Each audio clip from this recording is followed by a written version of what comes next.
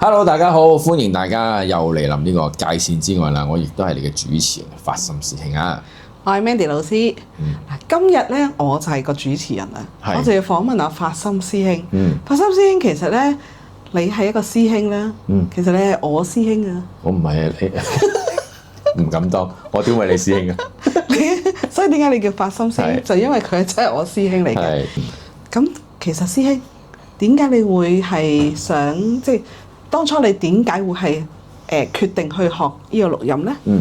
嗱，決定去學錄音學法之前咧，其實我就要推返去呢個2019年發生嘅事啦。咁就其實我同錄音先師咧喺2019年咧都開始有個結緣嘅。其實咁事緣就係因為嗰陣時我就對即係啲神神怪怪啊或者神明啊都有興趣啦。咁啊四圍都拜神啊，四圍拜咁樣，咩神都拜，其實泰國佛又拜，中國神又拜咁樣。咁就好偶然機會，咁我有個八字師傅啦，咁就都係收錄音嘅，咁佢就話我因為我揸車嗰陣時，咁佢咁我就俾到，我就話嗰陣時又諗啊，我部車係咪要保護下咧咁樣？咁佢就咁好啦，我俾條符你啦，咁你擺架車上面啦，咁啊錄音先師庇佑啦，師公庇佑嗰陣時我都唔知師公係何人啦，咁佢哋叫師公咁樣師公啦，咁跟住就好啦，咁我就擺咗喺嗰個符喺度啦，咁就冇特別。咁我話道符有咩用㗎？咁跟住佢就同我講話，其實道符咧就主要係保護你嘅。咁如果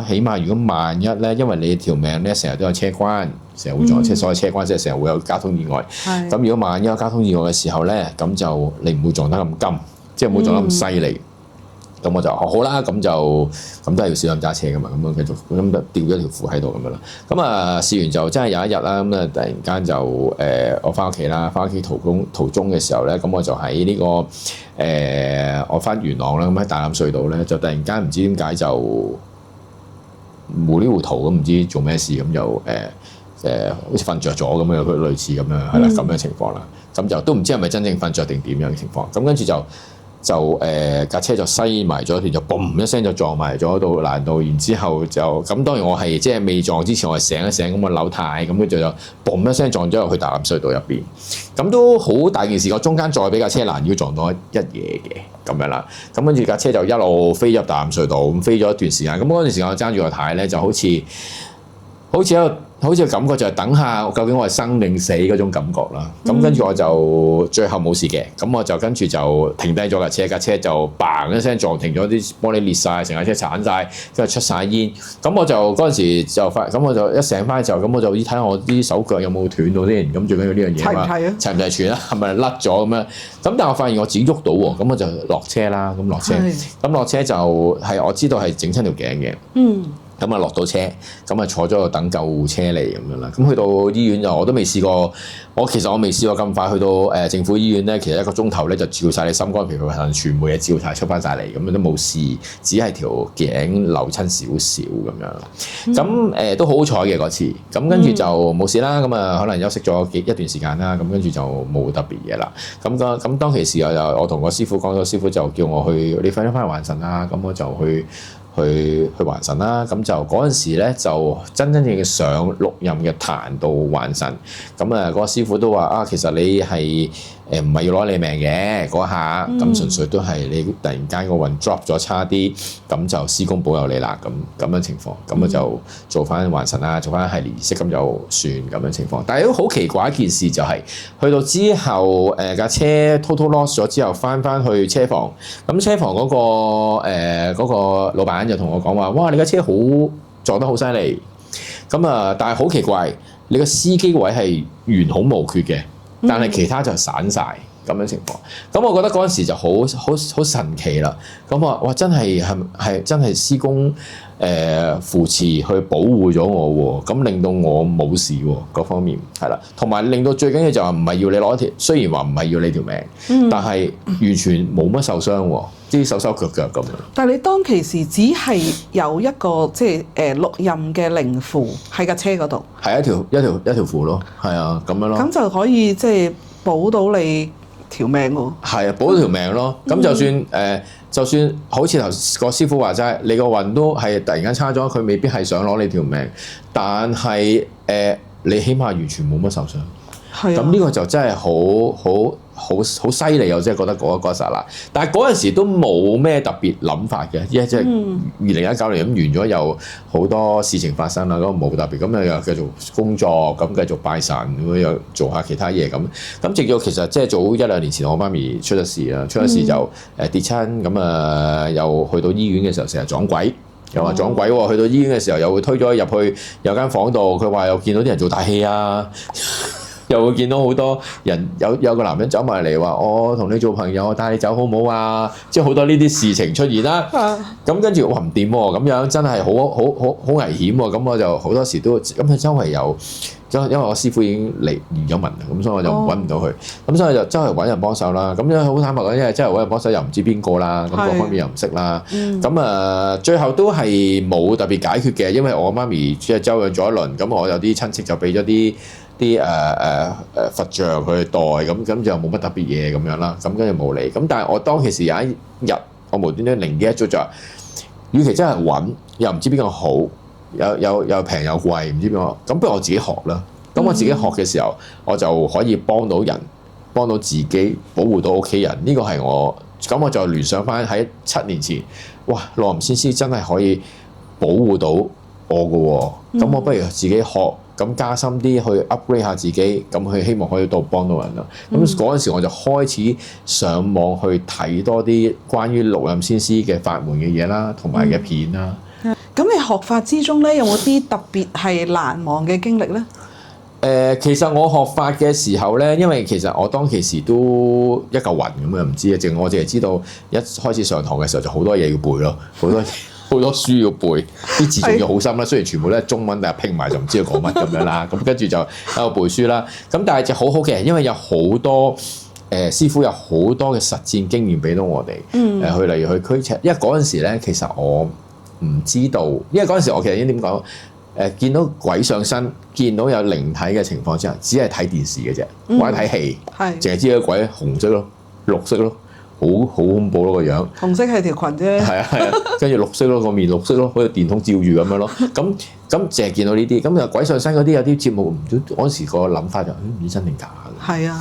但係當你真係出到去嘅時候咧，你會發現到好多就係話，哇！原來真係你見到一個真係有鬼上身嘅人喺你身上前面，鬼上身嗰個。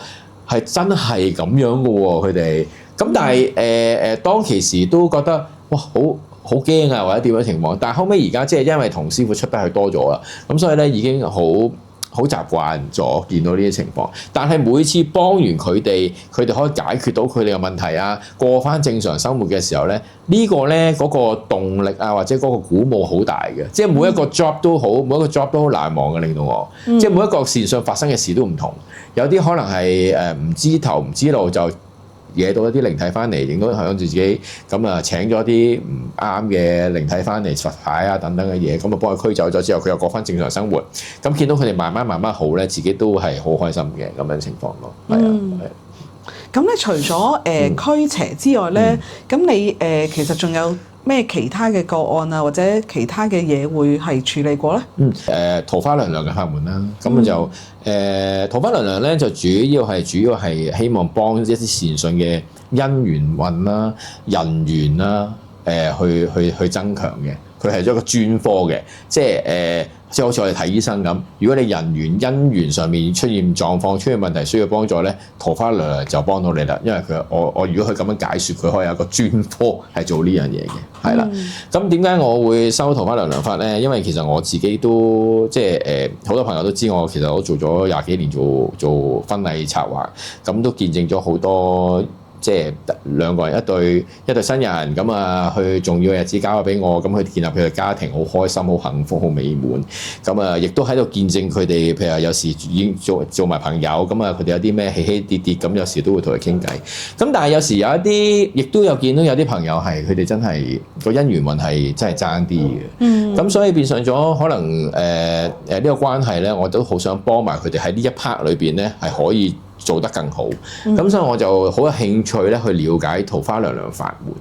咁其實可唔可以講多少少關於呢個法門係有乜嘢？即係頭先你話主要幫人緣啦、姻緣啦，咁點樣可以幫到咧？其實咧有桃花娘娘咧，最主要有一個法最多人用噶啦，或者相對最多朋友想做嘅就係我哋可以幫佢哋做一個點燈啦。係啦，咁譬如話可能有啲佢想希望增加佢嘅姻緣運啊，咁我哋就會同佢做一個桃花娘娘嘅燈啦，點燈，咁我哋就會做啲法事，咁啊將佢即係寫到符俾佢，咁跟住就有一個點燈嘅儀式啦，咁嘅情況，咁亦都有啲和合啦，即係和合係傳統，有啲真係兩夫妻想再好啲，咁關係好啲，咁呢啲和合嘅嘢啦，係啦，咁點燈都好犀利嘅桃花娘娘，的確係真係係我哋真係見證過好幾個善信係真係得嘅，有啲真係可能點咗好短時間已經揾到另外一半，直頭係拍埋拖添。咁有啲就大部分點燈嗰啲咧，其實都可以做到呢一個效果。咁我亦都好開心咧，琴日啱啱新鮮熱辣，琴日有個善信真係打俾我，佢話啊法心啊，我真係要 update 下你先。咁我哋真係上個月點完燈之後咧，今日真係有個男士真係揾我，咁都係同我即係話中意我，想同我發展咁嘅情況。咁只不過而家就係一個觀察期。咁我話都好啊，一件好事。咁即係起碼就叫做我起碼可以即係開拓到呢條線，咁令到佢哋可以有更加進一步嘅發展。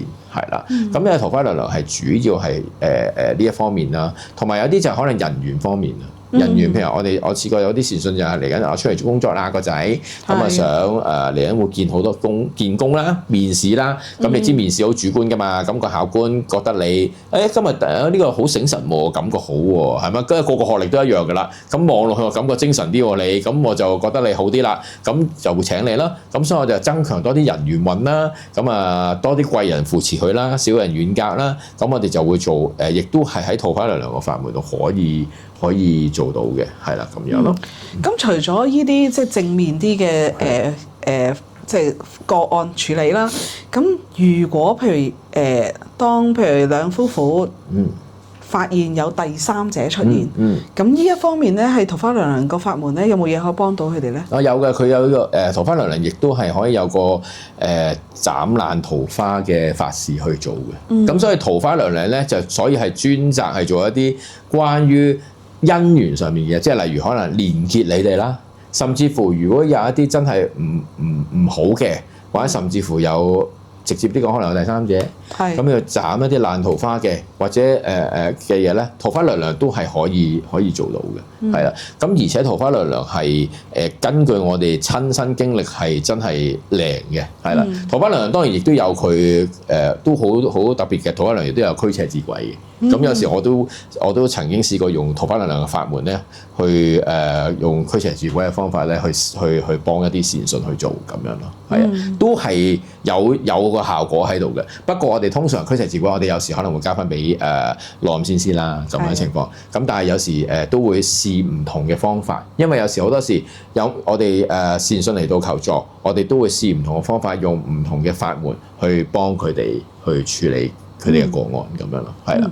好，咁據我所知咧，其實除咗桃花娘娘啦，仲有另外一個法門你都學咗嘅喎。哦，係啊，仲有一個法門咧，我就學咗女茅正法院嘅法門啦，七姑仙娘啦，係啦。應該女茅正法院嘅主要都係我哋用祈福祈願為主題嘅嘢嘅。咁我哋直接都就可以係講話一啲大路啲嘅嘢啦。譬如話可能有啲人好多願望啊，祈福可能我想學業進步啊，身體健康啊，突然間話我想揾份工，希望咧我下個月咧或者今年咧可能揾到份好工，我想轉工喎。咁我哋就會用一啲女茅七姑仙娘呢個女茅嘅法事去同佢做一個祈福，祈求神明咧去保佑呢個善信咧可以揾到好工啊，或者遇到貴人啊，或者嚟緊有啲仔仔考試啊，學業進步啊，DSE 可能成功啊，可以順利啊。咁呢啲係我哋都係祈求神明嘅庇佑咯。咁呢啲有時我哋都會用呢一個法門去做嘅，因為有時好多時未必個個都好 focus 去專科去做一樣嘢。咁但係我總之我每年或者我每半年我都想為自己祈福一次。咁咪佢哋會用我會用七姑仙娘嘅法門去做呢樣嘢咯。係。咁七姑仙娘祈福嗰邊咧，其實係有乜嘢形式可以做嘅咧？其實我哋都係祈福嘅話咧，其實善信就會嚟到我哋嘅壇前啦。咁我哋都會同佢做一個祈福祈願嘅法事嘅。咁我通常咧我就會稟神啦，會請神啦，會稟明神明啦。今日其實我哋會做啲咩事啦？咁我哋都會有一個奏表啦，就寫明晒咧。我哋好清晰，因為我哋每一次都會同個客人即係個善信傾咗，其實你嘅願望係咩先？因為每個人願望都唔同，我哋就會好詳細寫晒你嘅願望係啲乜嘢。咁我哋就稟明神明啦，然之後就希望佢哋可以保佑佢哋呢個願望可以達成啦，咁去做嘅。咁但係當然我哋都會同善信講嘅，我哋就算幫你祈福祈願，要你學業進步，要你快啲揾到工，唔代表你坐喺度可以揾到。我哋都係要同你講話，你都要出去周圍去逛下行下，睇下會唔會揾多啲 connection， 揾多啲朋友去拎 up 呢樣嘢。我哋嘅法門去做，我哋做所有嘅法都係開一條線俾你，開一道門俾你去做，唔係代表你可以坐喺度就有姻緣噶嘛。即係佢舉個例，我坐喺度咧，我想個男朋友打，有男人揾我，有個女仔揾我，咁冇可能。你都要出去識下朋友，出去應酬下，咁呢啲就會令到你可以開咗道門俾你咁去做，令到你個人緣啊，或者各方面嘅願望啊，會容易啲達到咯。係啊，咁樣。好啊，咁好多謝法心師兄令我哋了解多即係兩個法門啦。咁其實阿法心師兄，你仲有乜嘢其他服務可以話俾大家知嘅咧？同埋我有時都會幫下大家嚟緊，我哋同師傅啊或者點樣都會搞好多唔同嘅活動俾啲善信啊，即係去啲唔同嘅地方啊，或者搞一啲好多拜神嘅活動啊，咁去俾多啲善信多啲交流啊，多啲去一齊分享啊咁樣咯。咁呢個都係我嘅強項啦，因為我都係搞開活動出身。咁再加埋學法嘅經驗啦，咁我希望可以幫到大家更加多，係啦。所以大家咧，其實如果你有咩疑難啦，或者有咩想做嘅話咧，其實可以聯絡阿法心師兄，佢係一定可以揀到一樣係幫到你嘅。係啊，冇錯。所以就總之就係你有啲咩問題，咁我哋慢慢首先我哋都係會同你先傾咗先嘅，因為每一個人嘅人生咧都會有唔同嘅，咁所以就真係要傾咗你個問題喺邊。咁我哋就對症下藥去擺翻一啲啱你嘅嘢去做，咁先至可以幫到你最大嘅效果，就唔係就樣即係我好多法門啊，唔通全部對晒出嚟俾你都冇意思。咁所以我一定係會同你哋溝通咗、傾咗先，咁就最重要係可以幫到大家。好啦，咁我哋今日就到此為止啊。好啦，如果大家中意我哋嘅分享咧，咁啊歡迎咧就點讚啦、分享啦，同埋訂閱我哋嘅頻道。咁啊多啲支持我哋，咁我哋就會日後咧，我哋就會拍更多嘅訪問啦，邀請更多嘅嘉賓啊，亦都拍更多嘅節目咧，俾大家去睇嘅。咁啊多謝大家，咁我哋下次再見啦，拜拜。